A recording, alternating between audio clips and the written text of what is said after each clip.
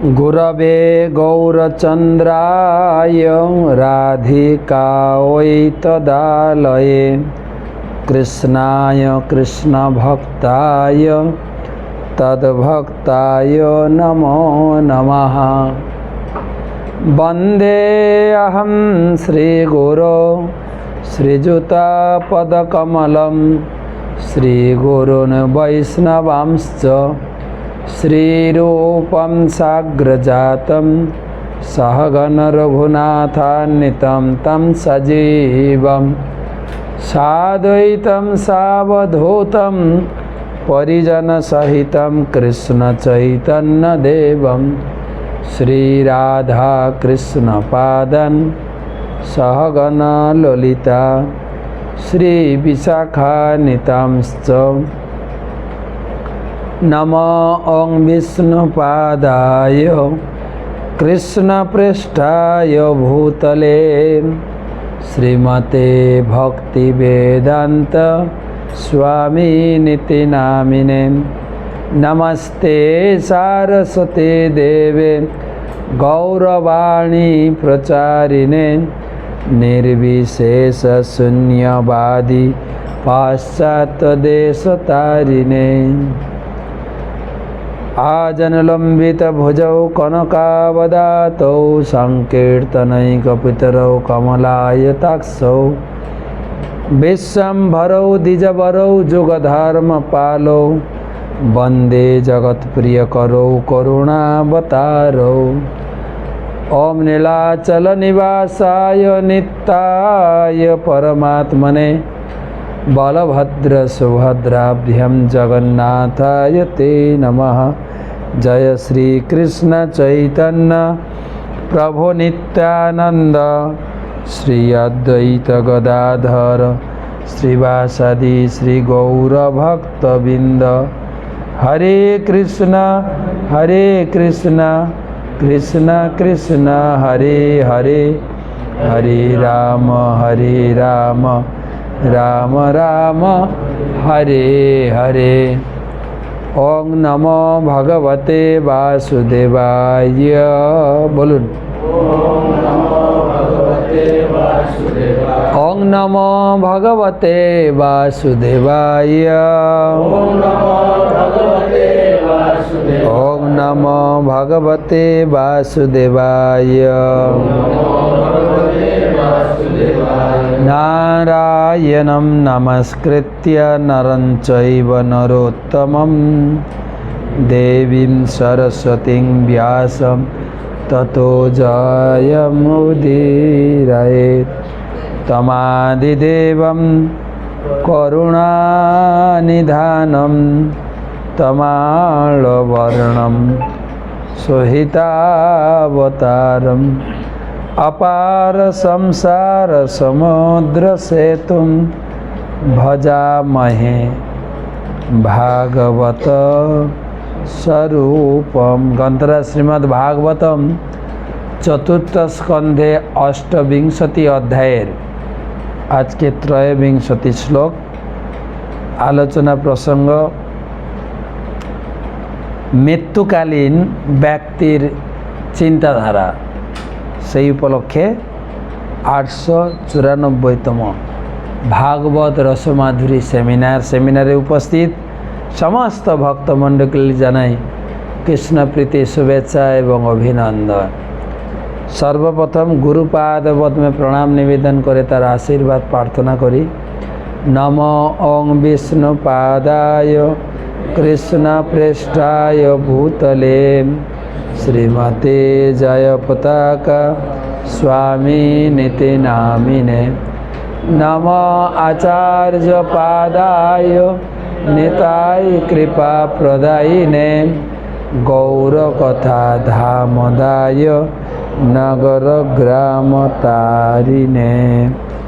भागवत महात्म हेम सिंह जुतम चैतत वैष्णवाय ददाति ज कृष्णेन साजुज्य सपुमान लभते ध्रुवम।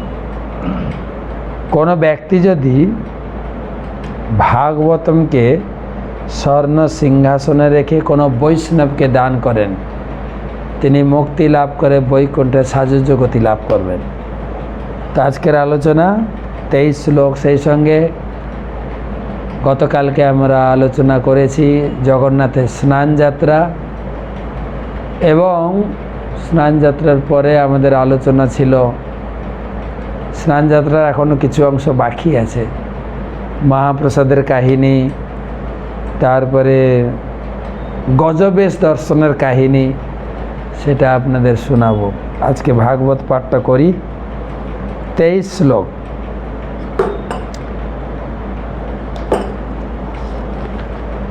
পশুবৎ যবনৈরেষ নিয়মানসকম ক্ষয়ম অন্নদ্রবন্ননুপথা সচন্তে ভীষমাতুরা। পশুবৎ যবনৈরেষ নিয়মানঃ সকম ক্ষয়ম অন্নদ্রবণ ননুপন্থা সচন্ত ভীষমাতুরা। অনুবাদ এবং তাৎপর্য।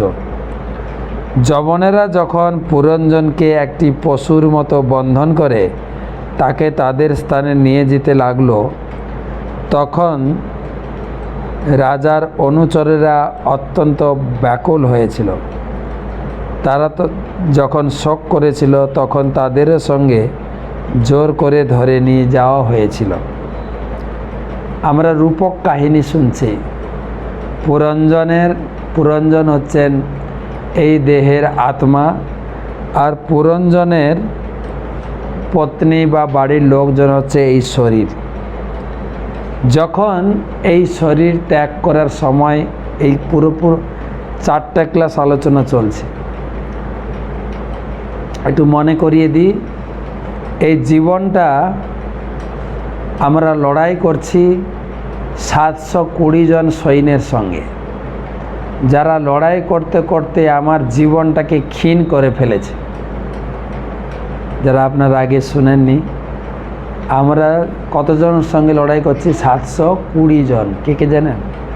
360টা দিন আর 360টা রাত্রি তারা লড়াই করছে আমাদের সঙ্গে, আর আমাদের জীবন থেকে তিল তিল করে এক একটা আয়ু আমাদের কমাচ্ছে। কার সঙ্গে লড়াই হচ্ছে? পঞ্চফনা বিশিষ্ট প্রাণবায়ুর সঙ্গে। আমরা সকালে অন্নপ্রাশন করলাম না, শরীরে কটা বায়ু আছে? 5টা বায়ু। 5টা বায়ুকে অন্ন খাইয়ে শোধন করা হলো। সেই 5টা বায়ুর মাঝখানে আছে আমাদের আত্মা বা প্রাণ। একে বলে পঞ্চফনা বিশিষ্ট প্রাণবায়ু। কার সঙ্গে লড়াই করছে? 720 জন সৈন্যের সঙ্গে। যেরকম আজকে এখন রাত্রে পাঠ করছে, আজকের দিনটা চলে গেছে। কিন্তু যদি কাউকে বলা হয় আমার ছেলেটা তিল তিল করে বড় হচ্ছে না, কিন্তু মৃত্যুর দিকে এগোচ্ছে। যত যা করি না কেন, এই 720 জন সৈন্যর সঙ্গে আমরা লড়াই করে কিন্তু পারবো না। কিন্তু আয়ু আমাদের কমছে কমছে কমছে। আমরা হয়তো ভুলে গেছি। এর আগে কয়েকদিন আগে একটা কাহিনী শুনিয়েছিলাম যে একটা লোক জঙ্গলে হাঁটতে হাঁটতে এটা কুয়ার মধ্যে পড়ে গেছে। মরা কুয়া, বুঝেন? কুয়া, ঘাসাচ্ছেদিত একটা কুয়া ছিল। ও জানে না, কুয়াতে পড়ে যাচ্ছিল। হাফ চলে গেছে কুয়ার মাঝখানে, দুদিকে দুই গুচ্ছ ঘাস ধরে ঝুলে আছে। তারপরে দেখছে নিচে আছে অজগর সাপ, হাঁ করে বসে আছে খাওয়ার জন্য। আর উপরে আছে বাঘ, সেও হাঁ করে আছে। যে উপরেও যাওয়ার রাস্তা নেই, নিচেও যাবে। কিসে ঝুলে আছে? 2 গুচ্ছ ঘাস ধরে আছে। এবারে দেখছে একটা কালো ইঁদুর, একটা সাদা ইঁদুর টুকটুক করে ঘাসগুলো কাটছে দুই দিকে। পরিস্থিতিটা কেমন? হঠাৎ দেখা গেছে উপর থেকে এটা মধু পড়েছে। হ্যাঁ, কি টেস্ট, দারুণ তো। এবারে এই যে ঘাস কাটছে ইঁদুর, ওটা ভুলে গেছে। কিন্তু এবার কি, মধুটা যেন আবার মুখে পড়ে। টার্গেট করছে মধু। এদিকে যে ঘাস কাটছে, ঘাসটা কাটা হয়ে গেলে যে পড়ে যাবে সেটা কিন্তু ভুলে গেছে। মানেটা কি?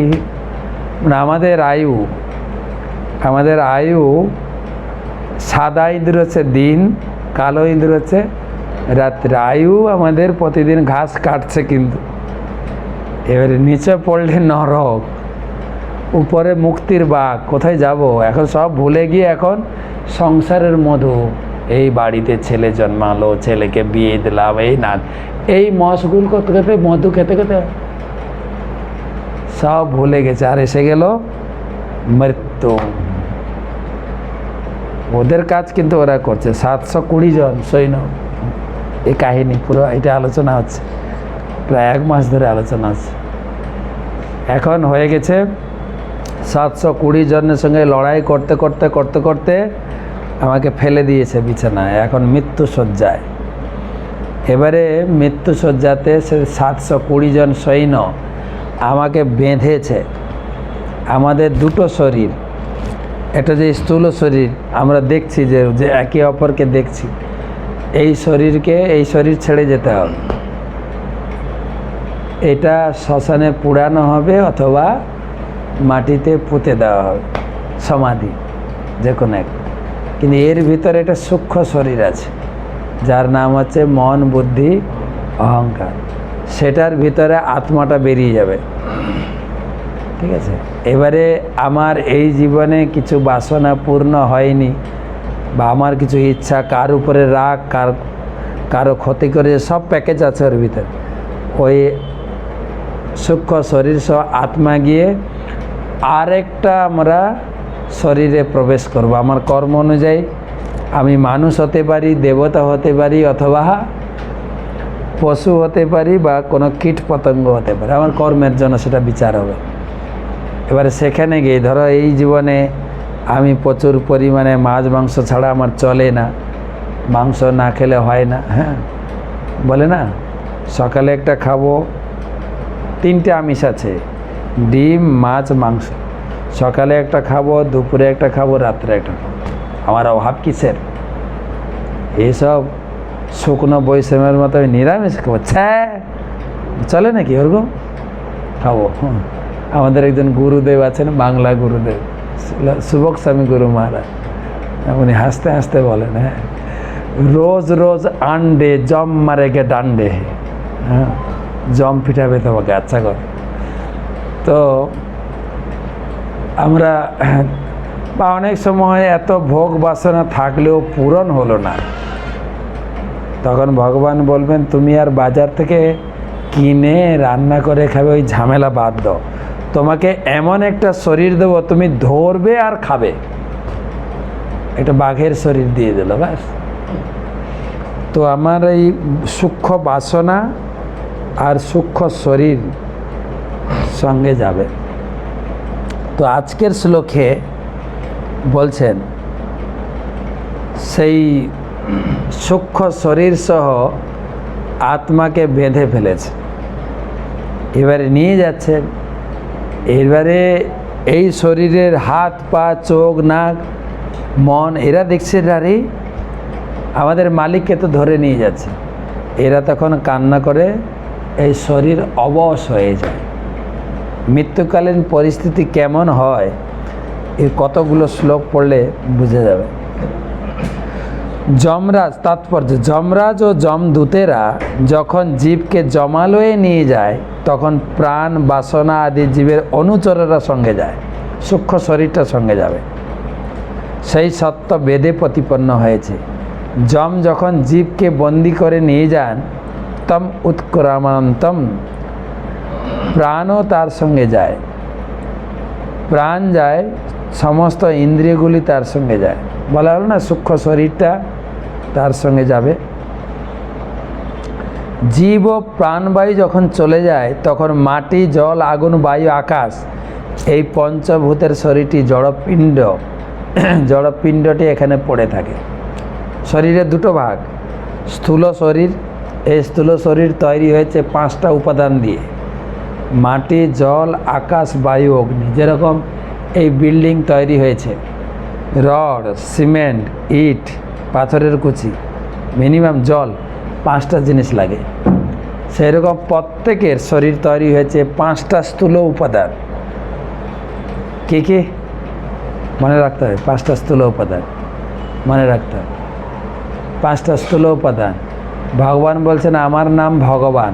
ভ মানে ভূমি, গ মানে গগন বা আকাশ, ব মানে বায়ু, বযুক্ত মানে অগ্নি, ন মানে নীর। এই 5টা আসল জিনিস দিয়ে এই শরীর তৈরি হয়েছে। কিন্তু এই শরীরটা এখানেই পড়ে থাকবে কিন্তু এই শরীরকে পরিচালনা করছে একটা সূক্ষ্ম শরীর, যার নাম হচ্ছে মন, বুদ্ধি, অহংকার।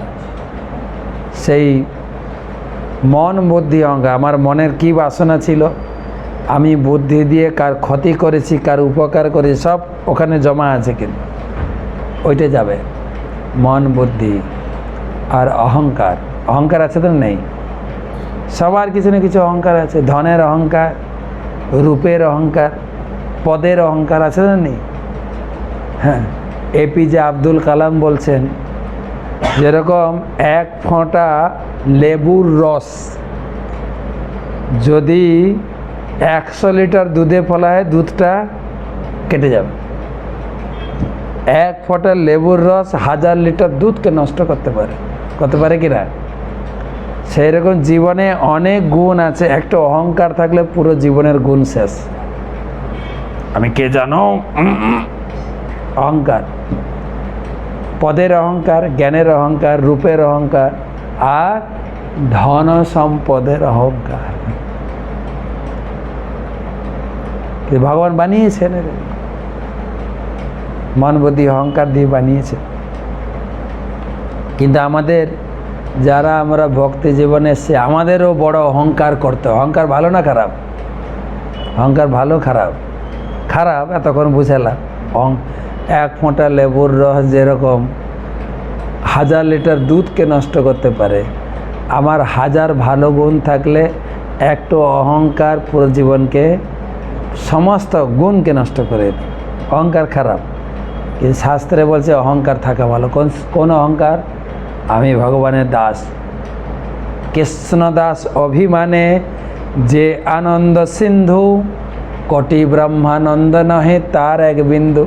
আপনি যদি মনে করেন আমি ভগবানের সেবক হতে পেরেছি, ভগবানের নাম জপ করি, সদ্গুরুর কাছে দীক্ষা নিয়েছি, আর কেবল আমি ভগবানের প্রসাদ খাই, কারো অন্যায় করি না, এই অভিমান ভালো।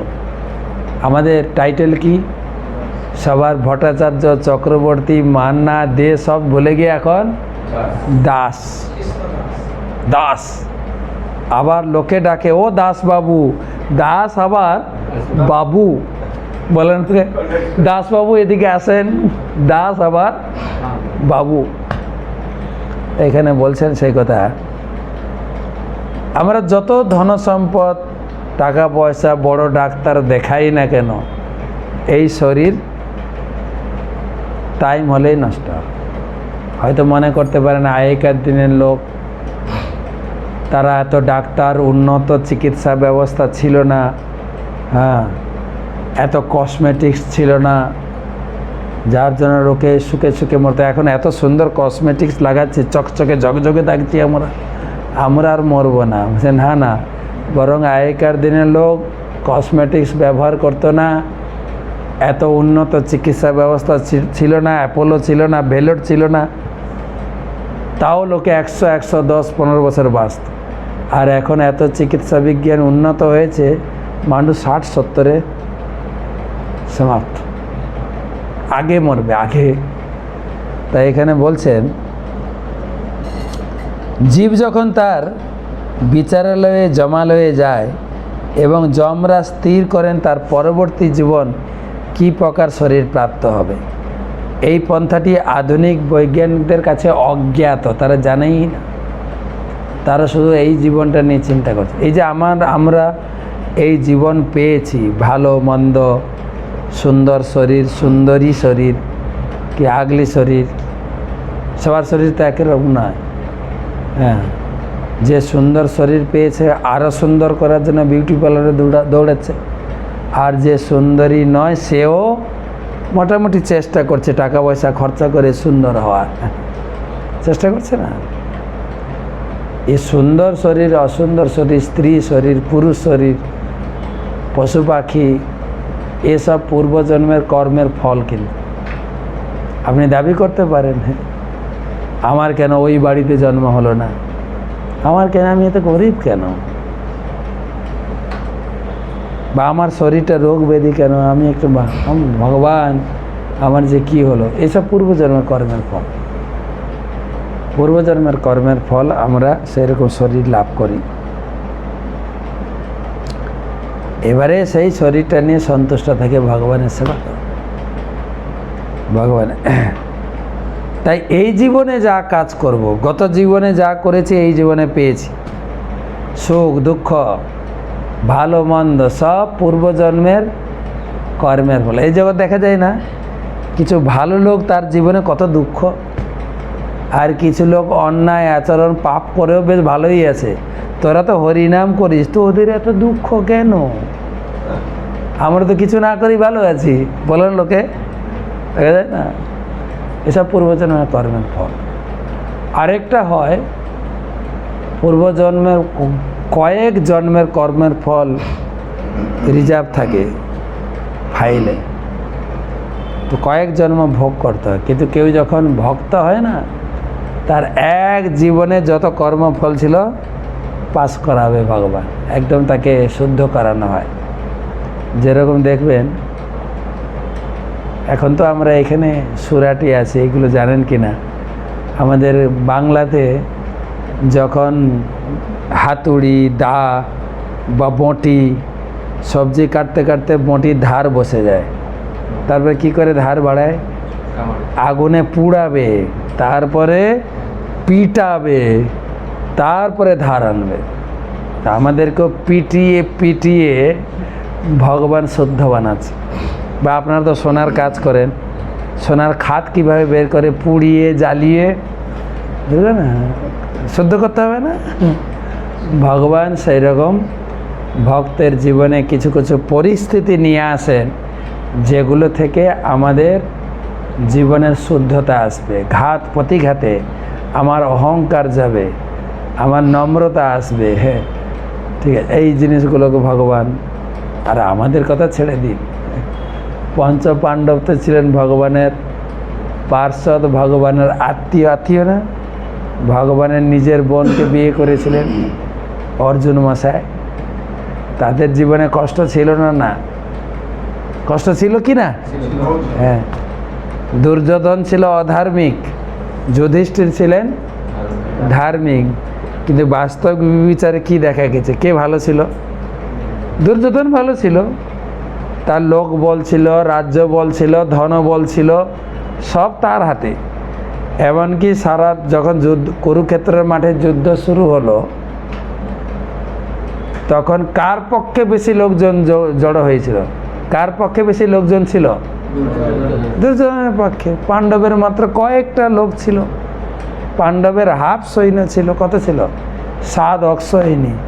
দুর্যোধনের কথা ছিল 11 অক্ষসৈনী। কিন্তু যুধিষ্ঠির মহারাজের পক্ষে কৃষ্ণ ছিলেন, আর কেউ ছিল না। বলরামও ছিল না, কেবল কৃষ্ণ ছিলেন। যুদ্ধের শেষে কার জয় হলো? পাণ্ডবদের। তাই অনেক সময় আমরা দেখি যারা ধর্মপথে আছে তাদের জীবনে না কষ্ট, তাদের লোকে খুব একটা সাহায্য করে না। হ্যাঁ, রাজনৈতিক নেতারাও সাহায্য করে না। এরা বেকার লোক, কিছু কাজ নেই, হরে কৃষ্ণ করে বলে। হ্যাঁ, আপনারা কি সমাজের কি সেবা করছেন? অন্যান্য সোসাইটি করছে, বলে না, দান ধ্যান করছে, আপনারা শুধু দিচ্ছেন কোথায়? তো সেক্ষেত্রে বিচার করতে, ধর্মের কল বাতাসে নড়ে, ধর্মের রেজাল্টটা অনেক অনেক পরে আসে। তাই প্রভু গাইছিলেন, ধর্ম পথে থাকি করো জীবন যাপন ভাই। যেভাবে হোক ধর্মের পথে থাকি, ধর্মপথে থাকি কর জীবন যাপন ভাই, যে কোনো ব্যবসা ধরি মুখে বলো, যে কোনো ব্যবসা ধরি জীবন নির্বাহ করি, মুখে বলো হরি হরি, এই মাত্র ভিক্ষা চাই। এগুলো প্রতি বাড়ি বাড়ি গিয়ে আমরা ভিক্ষা চাইছি। ধর্মপথে থাকুন, সৎ পথে থাকুন, আপনার পরবর্তী জীবনটা উন্নত হবে।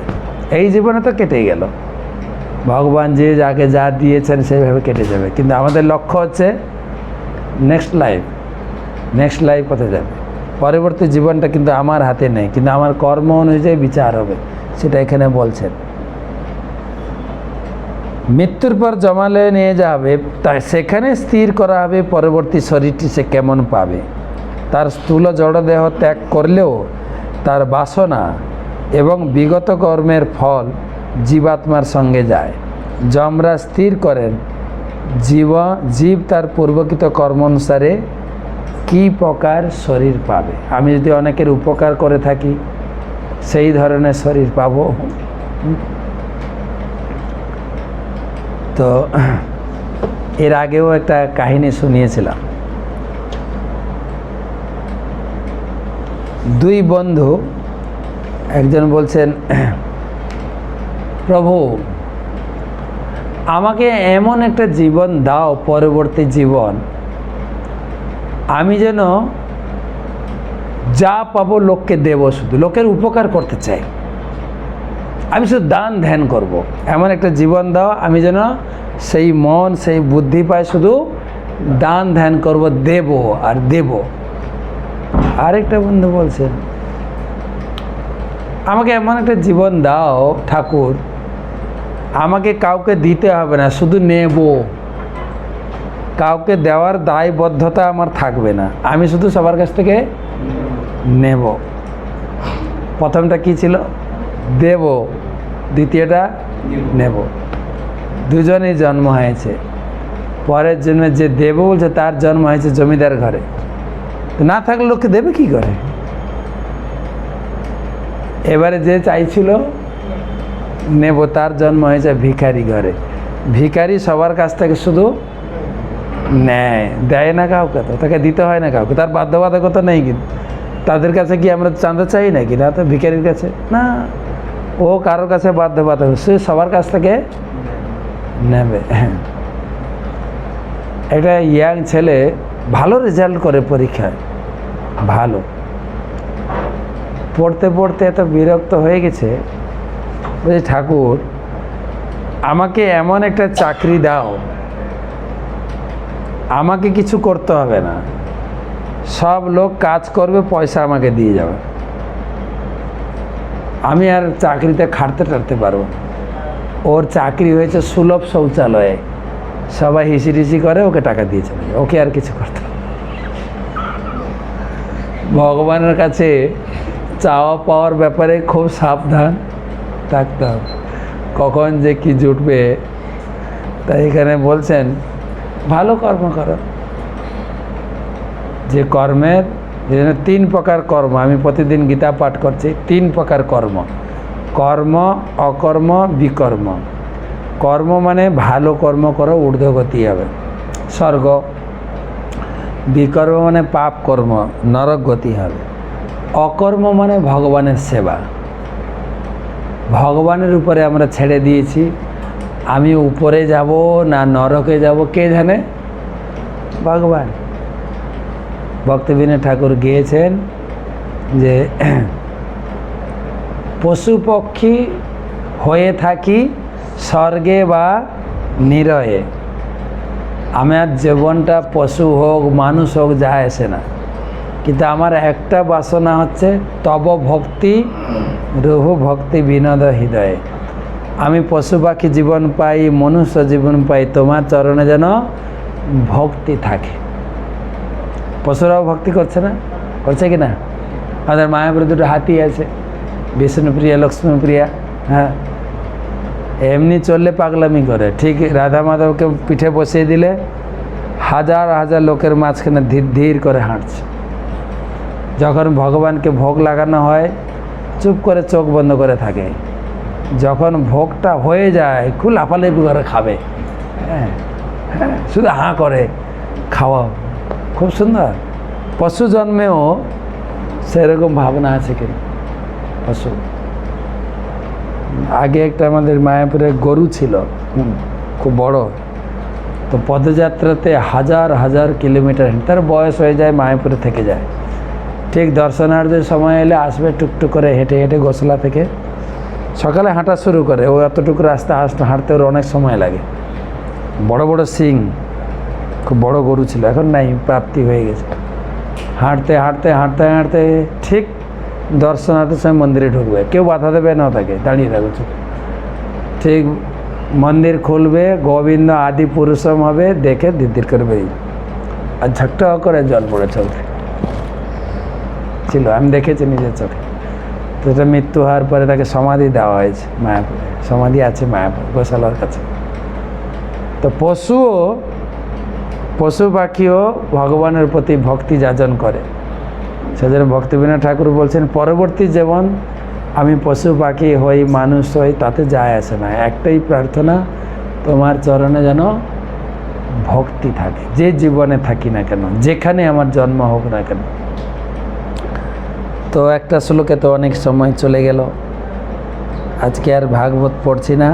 স্নান যাত্রার অনেক কাহিনী বাকি আছে, একটু শোনাই। স্নান যাত্রা হয়েছে গত কত তারিখে, 22 তারিখে, আজকে 23, 24, আজকে 24 তারিখ, 2 দিন অতিক্রান্ত হয়েছে। স্নান যাত্রার দিন আপনারা হয়তো দেখেছেন প্রত্যেক মন্দিরে স্নানের পরে ভগবানের গজবেশ দর্শন হয়েছে। গজবেশ, তার পিছনে কি ইতিহাস, আপনারা পরম পূজ্য ভক্তি পুরুষোত্তম মহারাজের সেই জগন্নাথ বইটা পড়বে কিন্তু, ওতে লেখা আছে দক্ষিণ ভারতে এক আলুয়ার ছিলেন। আলুয়ার মানে আমাদের যেরকম বাংলাতে বলে সন্ন্যাসী মহারাজ, দক্ষিণ ভারতের সন্ন্যাসীকে বলা হয় আলুয়ার। আলবর, আলবর বা আলুয়ার, তিনি বেদ পুরাণ এইসব পড়ে জানতে পেরেছিলেন যে স্বয়ং পরম ব্রহ্ম পুরীতে আবির্ভূত হয়েছে, তাকে যে দর্শন করবে, তাকে যে তার যে কথা শুনবে, দর্শন করলেই মুক্তি হবে। তো দক্ষিণ ভারত থেকে প্রায় 2000 কিলোমিটার রাস্তা হেঁটে হেঁটে পুরীতে পৌঁছেছেন, আর সেই দিন ছিল স্নান যাত্রা। দেখছেন হাজার হাজার লোক তারা জগন্নাথকে দর্শন করে যাচ্ছে। জিজ্ঞেস করছে কোথায় গিয়েছিলেন আপনারা, বলে জগন্নাথকে দর্শন করতে। তো ফিরে যাচ্ছেন কেন, জগন্নাথকে দর্শন করলে তো মুক্তি হয়, তার বিশ্বাস। ফিরে যাচ্ছেন যে, তার মানে এই যে বেদে লেখা আছে না পরম ব্রহ্ম পুরীতে আবির্ভূত, যে ফালতু কথা, পরম ব্রহ্ম টম্ম এখানে আর কিছু এত রাস্তা হেঁটে বেকার চললাম। তো পুরীতে না ঢুকে ফেরত যাচ্ছে, আঠারোনাল কাছে এসে পৌঁছেছে, দেখছে লোক সব বাড়ি যাচ্ছে। জগন্নাথ চিন্তা করছেন আরে আমাকে দর্শন করার অভিলাষে এসে সে আবার মন খারাপ করে ফেরত যাচ্ছে। জগন্নাথ এক পূজারীকে পাঠিয়েছে, ওকে ফেরত নিয়ে আসো। তখন জগন্নাথ এক ব্রাহ্মণকে পাঠিয়ে, ব্রাহ্মণ যে তুমি এসেছিলে পরম ব্রহ্মকে দর্শন করতে, ফেরত চলে যাচ্ছিল।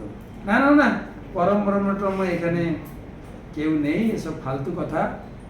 যদি পরম ব্রহ্ম থাকে তাহলে এই লোকগুলো ফেরত যাচ্ছে কেন, ভগবানকে দর্শন করেই তো মুক্তি হয়ে যেত, তো ফেরত যাচ্ছে কেন।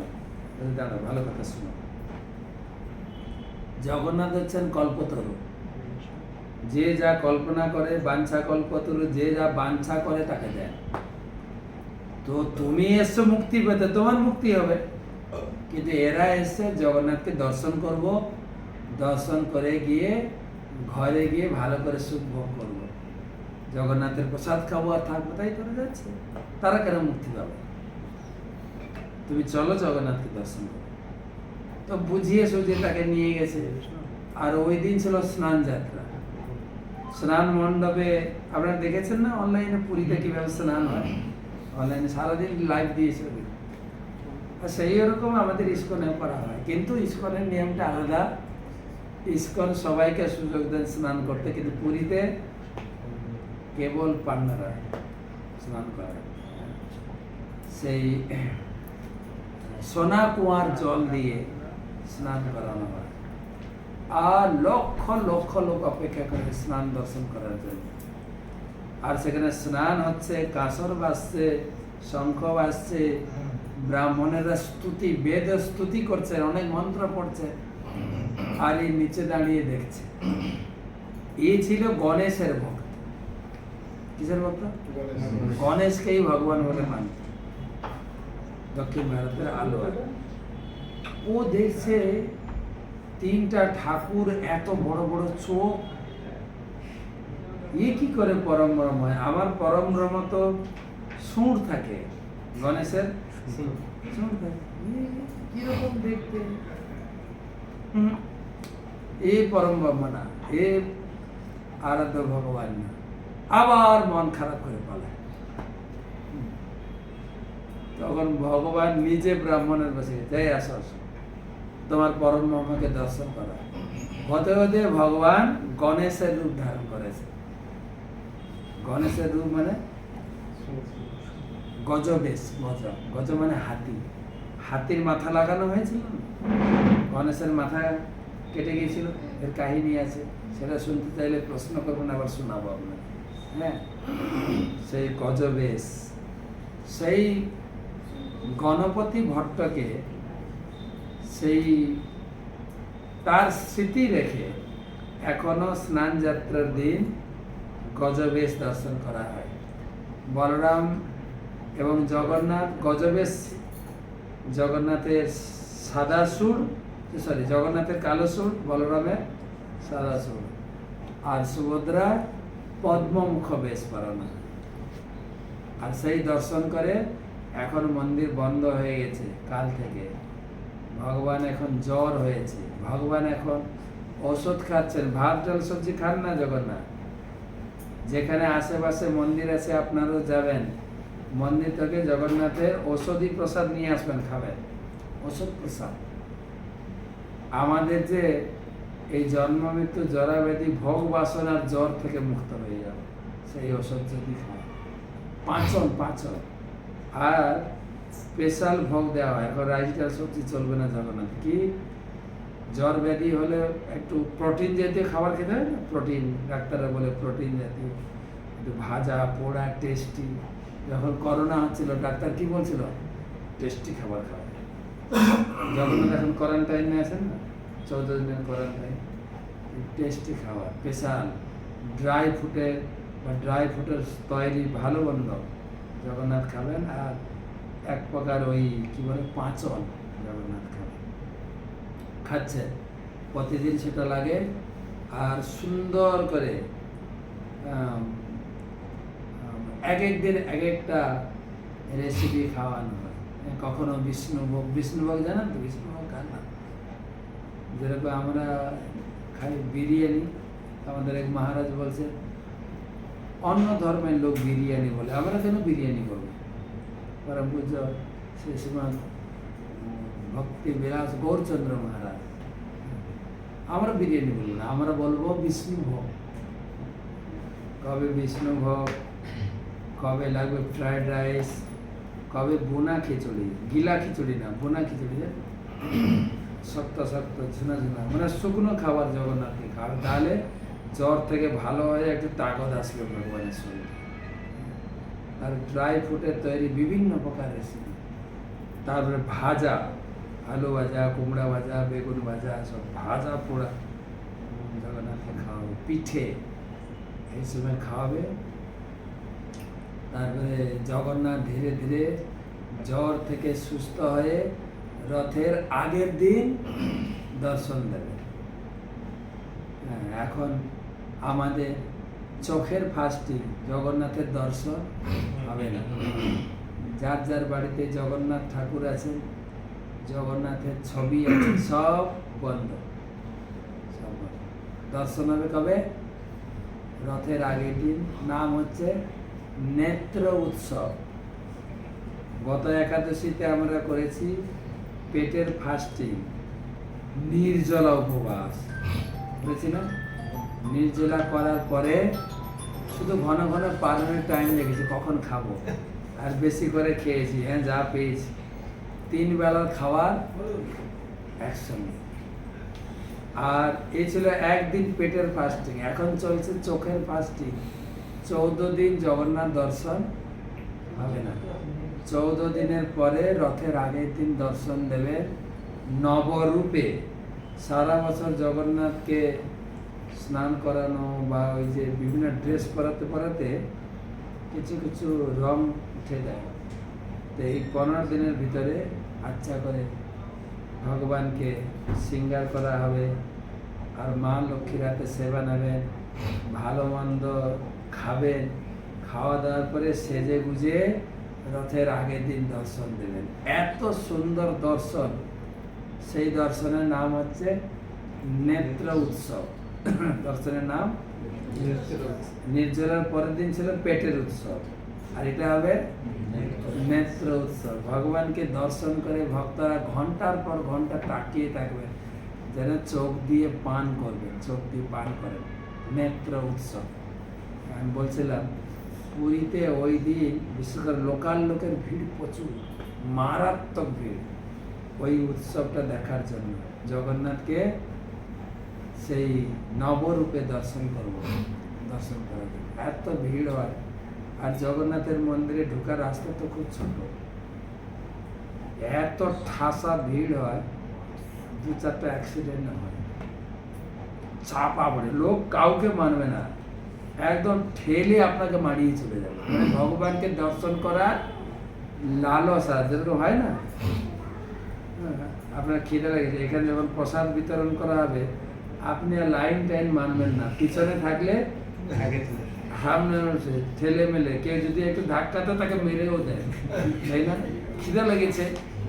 ঠিক সেরকম 14 দিন চোখে জগন্নাথকে দেখেনি, দর্শন করার জন্য এত লালসা, একদম সামনে ঠেলে মেলে কাউকে মানবে না, এত ভগবানকে দর্শন করার লালসা।